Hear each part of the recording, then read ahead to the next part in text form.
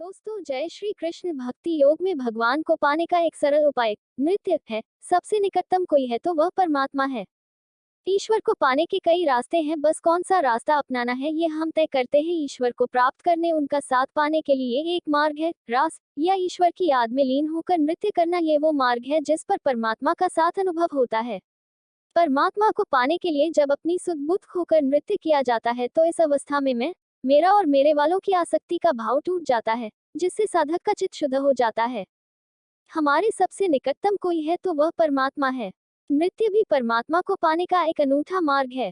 भक्ति योग में भगवान को पाने का नृत्य एक सरल उपाय है, जहाँ प्रियतम परमात्मा हो जाते हैं और साधक सखी बन जाता है। परमात्मा को तो अहंकार के नाश से ही पाया जा सकता है।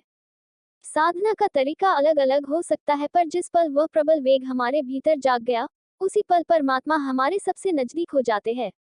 हमारे सबसे निकटतम कोई है तो वह परमात्मा है, और अगर सबसे दूर कोई है तो वह भी परमात्मा ही है। जब परमात्मा को पाने का प्रबल भाव प्रकट हो जाए, तब परमात्मा अंग संग प्रकट हो जाते हैं, अन्यथा परम तत्व कभी भी हमारी अनुभूति में नहीं आ पाता। हम परमात्मा की चर्चा कर सकते हैं, लेकिन चर्चा से उन्हें आत्मसात नहीं कर सकते। परमात्मा को पाने के अहंकार में कोई धार्मिक अनुष्ठान कर सकते हैं, पर उससे परमात्मा नहीं मिल सकेंगे। परमात्मा को तो अहंकार के नाश से ही पाया जा सकता है। उन्हें भीतर अनुभव करने के लिए समर्पित साधना चाहिए। साधना भी कोई ऐसी वैसी नहीं, बल्कि प्रबल वेग से भरी साधना। परमात्मा को पाने के लिए इस प्रबल वेग को अपने अंदर जगाना होता है। इसके लिए अलग अलग साधकों ने अनेक मार्ग खोजे। नृत्य भी परमात्मा को पाने का एक अनूठा मार्ग है।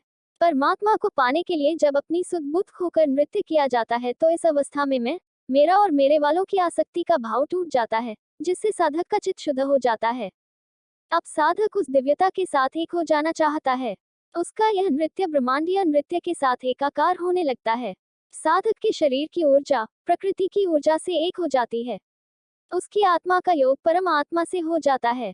तब साधक परम सत्ता के साथ एक होकर उस परमात्मा को अपने भीतर ही पा लेता है। महारास में भी कृष्ण को केंद्र मानकर सभी गोपियां जब नृत्य करती हैं, तब प्रत्येक गोपी कृष्ण को अपने अंग संग अनुभव करने लगती है। इसलिए महारास प्रकृति और पुरुष के एक हो जाने का नृत्य है। परमात्मा से जुड़ते ही जीवन आनंद से भर जाता है। इंद्रियों पर विजय प्राप्त करके ही मनुष्य आनंदमय हो सकता है। मेहनत के बाद आराम करने का आनंद सबसे अधिक और खास होता है। प्रार्थना केवल ईश्वर से मांगन नहीं, बल्कि दिमाग की एक स्थिति है। ऑफिस की मानसिक अशांति घर लाना ठीक नहीं।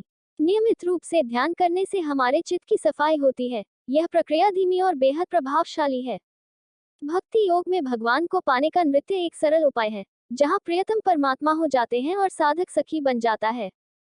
राधिका ने भी अनंत कृष्ण को नृत्य से ही पाया है।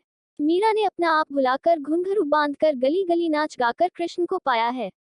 चैतन्य महाप्रभु ने प्रभु का संकीर्तन भरा नृत्य कर प्रभु के साथ एकाकार होकर परमात्मा को पाया। ज्ञानियों ने परमतत्व ईशा को ज्ञान से पाया तो सूफियों ने वर्लिंग करके पाया। बुद्ध ने ध्यान से पाया। क्राइस्ट वालों ने कष्ट सहने की सहन शक्ति बढ़ाकर परमात्मा को पाया। राम भक्तों ने मर्यादित होकर राम को पाया तो कबीर ने निर्गुण भक्ति से निराकार को पाया। गुरु ग्रंथ साहिब वालों ने अनेक पैगंबरों की वाणी के रस को निचोड़ कर पिया और एक ओंकार को पाया। ऐसे ही अर्जुन ने रसीन संघर्ष को साध कर और संघर्ष से ऊपर उठकर रस से परिपूर्ण पुरुषार्थ करके कृष्ण को पाया। जनक ने राजपाट करते हुए गुरु के चरणों में बैठकर ज्ञान प्राप्त कर परमात्मा को पाया। जैनियों ने तप से, नचिकेता ने तीव्र इच्छा से, निष्कामियों ने ज्ञान देकर, योगियों ने योग रमा कर परमात्मा को पाया है। दिखावा करने से कुछ दोष हमारे भीतर ही बैठ जाते हैं। ज्ञान ही है जो हमें इन अवगुणों से बचाता है। परमात्मा को पाना कठिन नहीं है, बल्कि उसको पाने के लिए हमारे अंतरतम में प्रबल वेग का होना कठिन होता है, क्योंकि चंचल मन हमारे भीतर प्रबल वेग को लाने नहीं देता। साधना में इसी चंचल मन को साधा जाता है।